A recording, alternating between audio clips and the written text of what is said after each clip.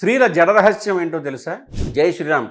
ఇప్పుడంటే ఫ్యాషన్ పేరిట జుట్టుని వదిలేయటం ఎక్కువైంది. కానీ ఒకప్పుడు అందరూ మహిళలు వయసుతో సంబంధం లేకుండా జడ వేసుకునేవారు. ఈ జడ కూడా 3 విధాలుగా వేసుకునేవారు. 2 జడలు వేసుకుంటే ఆమె ఇంకా చిన్నపిల్ల అని, పెళ్లి కాలేదని అర్థం. అంటే ఆ అమ్మాయిలో జీవ ప్లస్ ఈశ్వర సంబంధం విడివిడిగా ఉందని అర్థం.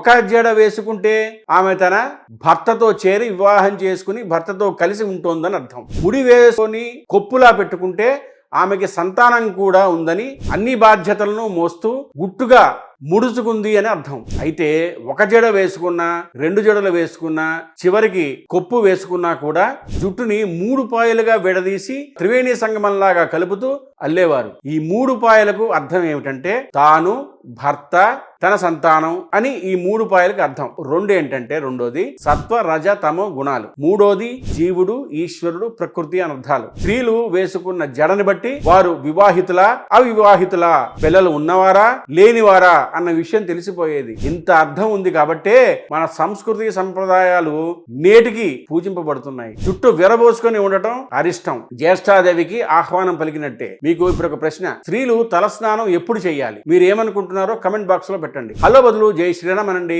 మా ఛానల్ ని సబ్స్క్రైబ్ చేయడం మర్చిపోకండి. పెళ్లి సంబంధాల కోసం మా టెలిగ్రామ్ ఛానల్ మ్యాట్రిమోనీ ఇండియాలో జాయిన్ అవ్వండి.